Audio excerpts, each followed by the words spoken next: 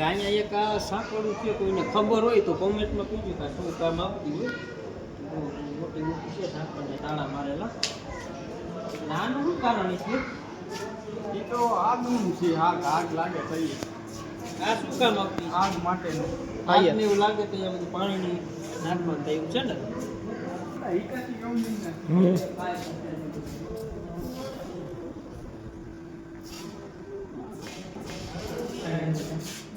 ઉપર એક છે માર જોતા.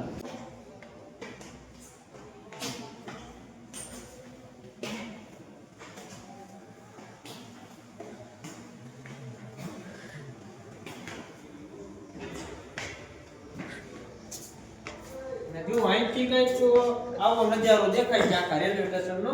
કણકોટ ગામનો તમે જુઓ. કણકોટ 2 કણકોટ 2 ને હા.